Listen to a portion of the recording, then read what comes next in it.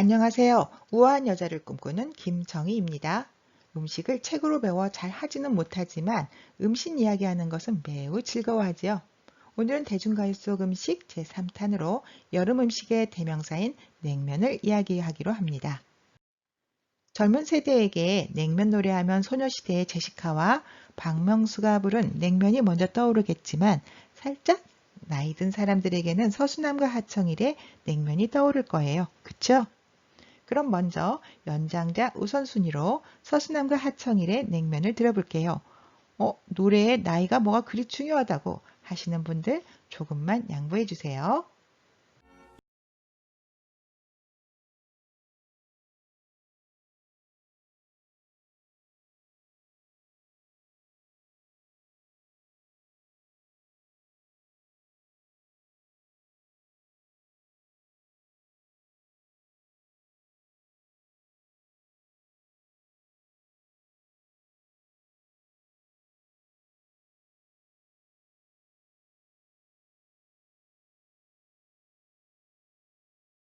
듬북듬북새 하는 오빠 생각으로 유명한 박태준 선생님이 미국 유학 중에 들은 친구여 축배를 이라는 노래를 한국에 돌아와 개사한 가곡으로 저도 고등학교 때 합창 경연대회에서 불렀던 기억이 나네요.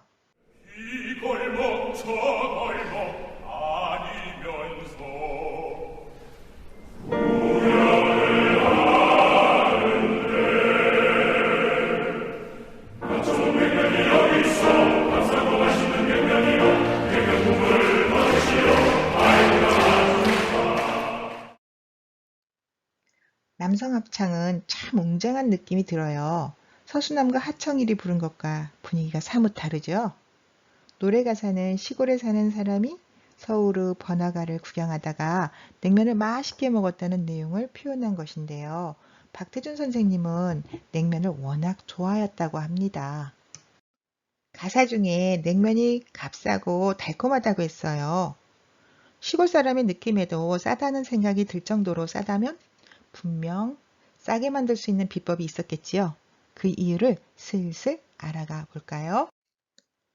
먼저 냉면 먹을 때 고민하지 않나요? 저는 그렇거든요. 물냉? 비냉?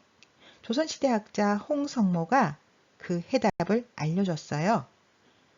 동국 세시기에 그는 메밀국수를 무김치와 배추김치에 말고 돼지고기 섞은 것을 냉면이라 하며 이중 평양냉면이 최고다라고 한 것으로 보아 역시 냉면은 물냉면이었던 것이죠. 물론 지금의 물냉면과는 달리 물김치국수말이가 더 정확했는지 모르죠. 겨울에 동치 국물에 국수 말아 먹어보신 분들 이 말에 동의할 거예요. 냉면의 기원은 고려시대 중기의 평양에서 유래했대요. 메밀을 주재료로 만든 평양냉면은 잘 끊어질 수밖에 없고 거친 편이죠. 그래서 비빔면에는 잘 어울리지 않아 물냉면이죠. 그에 비해 비냉은 흔히 함흥냉면을 일컫죠. 감자녹말로 만드는데 면이 쫄깃하고 오들오들하며 싱싱한 가자미나 홍어 같은 생선회를 넣고 고추장 양념하여 비벼 먹으면 정말 맛있는데 원래 관북지방에서는 냉면이라는 말을 잘 쓰지 않아 회국수로 불렸죠. 함흥냉면이라는 이름이 생긴 것은 광복 이후 또는 한국전쟁 이후 남한에서 평양냉면이 크게 유행하면서 그에 대칭되는 개념으로 함흥냉면이라는 말이 생겨났다고 하죠.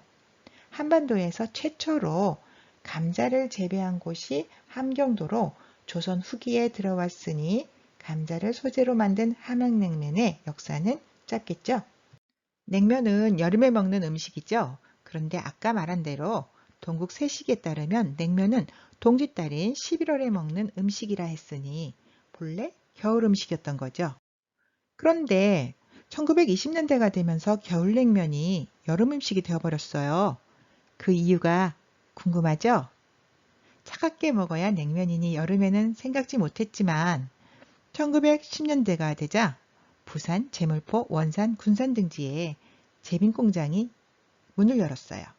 얼음 후 대량 생산이 가능해지면서 냉면을 여름에도 먹기 시작했지요. 그런데 문제는 냉면 국물. 얼음으로 냉면의 시원함은 가능했지만 겨울 동치미나 백김치 등과 같은 감칠맛을 얼음으로만 해결할 수는 없었지요. 2% 부족하지만 이때 나타난 것이 일본의 아지노모토 조미료랍니다. 아지노모토 한 스푼이면 진한 설렁탕 국물 맛도 감칠맛 나는 냉면 육수도 뚝딱 만들어졌어요. 그래서 아지노모토 회사도 직접 냉면집을 열었답니다. 이게 바로 서수남과 하청일이 불렀던 노래 가사에서처럼 냉면을 값싼 음식으로 만든 것이지요. 아지노모토는 일제강점기에 우리나라 음식 문화에 엄청난 변화를 일으켰지요. 냉면철이 시작되면 서울의 냉면집들은 제면기에서 막 나오는 냉면 면발처럼 생긴 하얀 종이를 가게 입구에 달아놓았어요. 당시 냉면은 특히 서울 중심가에서 각광받던 대중음식으로 1920년대 말 청계천 북쪽에 냉면집이 40여 곳이나 있을 정도였대요. 조선 후기 실학자 황윤석의 이제난고에 과거 시험을 본 다음날 점심에 일행과 함께 냉면을 시켜 먹었다는 대목이 나오는 것으로 보아 우리나라 최초의 음식 배달 서비스는 냉면으로 생각돼요. 이때가 1768년이니 역시 우리는 배달의 민족 맞지요. 순조도 즉위초 달 구경하다가 냉면을 사오라고 시켰다는 기록이 있어요.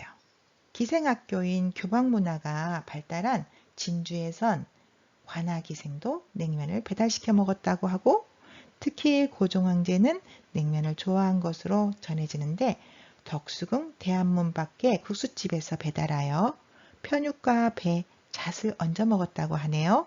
역시 고급스러운 입이죠.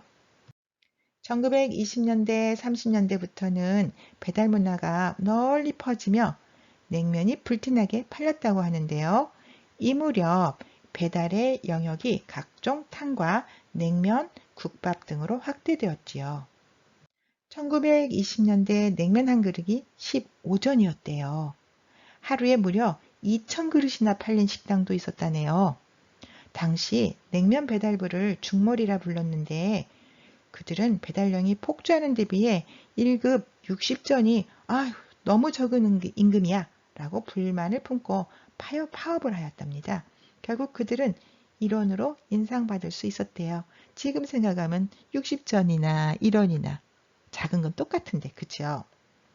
공급이 수요를 따라잡지 못하면 부작용이 생기죠. 가을 메밀이 냉면의 수요를 맞추지 못하자 아예 메밀가루를 넣지 않고 다른 전분으로 질긴 국수를 만든 다음에 메밀국수처럼 색만 들이는 냉면도 만들어졌어요. 이로 인해서 지금까지도 메밀국수가 고무절처럼 질겨야 진짜 냉면이라고 착각하는 사람들이 있지요. 저도 사실 그랬어요. 그런데 냉면 먹고 중독, 냉면 먹고 사망 등 냉면으로 인한 사고가 신문에 자주 등장하자 1930년대 냉면은 서서히 몰락하기 시작했어요. 냉면이 부활하여 지금처럼 사철 영업으로 바뀐 것은 1950년 한국전쟁 이후 북한 실향민들이 대거 서울에 정착하면서부터예요. 그 후 냉면은 남한에서 본격적인 대중화의 길을 걷기 시작했죠. 특히 여름이면 매일 점심시간에 냉면 배달 주문이 폭주했을 정도였죠. 이쯤 되면 여러분도 냉면 먹고 싶겠죠? 그래서 오늘은 이쯤에서 마무리하겠습니다. 앞에서 양보한 박명수 씨와 소녀시대 제시카가 한 번 더 양보해야겠네요. 오늘은 세계적으로 냉면을 알게 한 예쁘고 발랄한 소녀시대의 노래를 들으면서 인사드립니다. 마지막으로 한마디 더 넣자면 이 노래에서도 냉면이 질기다고 하네요.